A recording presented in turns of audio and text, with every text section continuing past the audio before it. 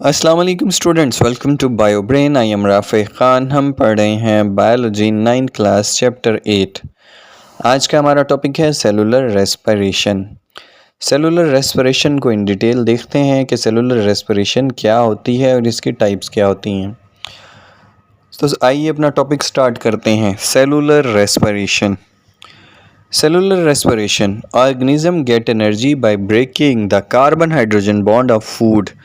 Cellular respiration जैसा कि नाम से जाहिर है सेल के अंदर होती है। सेल के अंदर कहाँ पर होती है? एक ऑर्गेनेली होती है, माइटोकॉन्ड्रिया। माइटोकॉन्ड्रिया के अंदर सेलुलर रेस्पिरेशन होती है। आप जो फूड कंज्यूम करते हैं उसको एब्जॉर्ब करने के बाद सिंपल फॉर्म में ब्लड में एब्जॉर्ब किया जाता है और हर सेल तक पहुँचाया जाता है।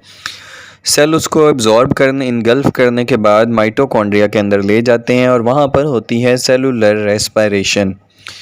सेलुलर रेस्पिरेशन फूड, क्योंकि एक ऑर्गेनिक कंपाउंड है तो फूड के अंदर कार्बन और हाइड्रोजन के दरमियान कोवलेंट बॉन्ड होते हैं। उन बॉन्ड्स को तोड़ा जाता है और तोड़ने के बाद उन बॉन्ड्स में से एनर्जी का इखराज होता है और उस एनर्जी को यूटिलाइज़ किया जाता है अपने काम करने के लिए या एटीपी बनाने के लिए। और ATP energy currency of cell है। आप पढ़ते आ रहे हैं, मैं बार बार कहता हूँ कि एटीपी एडिनोसिन ट्राई फॉस्फेट एक मालिक्यूल है जिसमें 5 कार्बन की वाली शुगर है और जो है वो नाइट्रोजीनियस बेस है और 3 फास्फेट ग्रुप्स हैं। और ये फास्फेट ग्रुप्स आपस में बॉन्ड्स की मदद से जुड़े हुए हैं जिन्हें पेप्टाइड बॉन्ड कहते हैं। और इसी पेप्टाइड बॉन्ड के अंदर एनर्जी स्टोर की जाती है। जब भी हमें एनर्जी की ज़रूरत होती है ये पेप्टाइड बॉन्ड टूटता है और एनर्जी खारिज होती है जिसको हम अपने काम करने के लिए इस्तेमाल करते हैं। और इसको एनर्जी करेंसी के तौर पर, यानी कि जैसे नोट होते हैं किसी के बाद, पैसे होते हैं, करेंसी होती है, उससे वो कोई भी चीज़ ख़रीद सकता है। जिसके पास जितने ज़्यादा एटीपी होते हैं उतना ज़्यादा ताकतवर उसको समझा जाता है। और ये एटीपी बनते हैं सेलुलर रेस्पिरेशन के ज़रिए। जैसे कि फ़ूड की अभी पहले आपको बताया ऑक्सीडेशन की जाती है। ऑक्सीडेशन ऑफ फूड यानी कि ऑक्सीजन की मौजूदगी में या गैर मौजूदगी में ये हो सकती है सेलुलर रेस्पिरेशन, बट फूड की ऑक्सीडेशन की जाती है। और ऑक्सीडेशन से क्या होता है?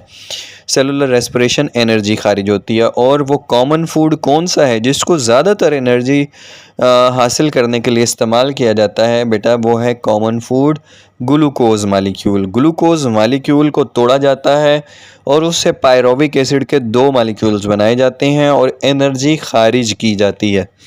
यहाँ तक सेलुलर रेस्पिरेशन का प्रोसेस सेम है कि ग्लूकोज मालिक्यूल को तोड़कर 2 मालिक्यूल, क्योंकि ग्लूकोज होता है 6 कार्बन का मालिक्यूल, उसमें 6 कार्बन एटम होते हैं, तो उसको दरमियान से तोड़कर 3-3 कार्बन वाले पायरोविक एसिड के 2 मालिक्यूल्स बनाए जाते हैं और एनर्जी का इखराज होता है।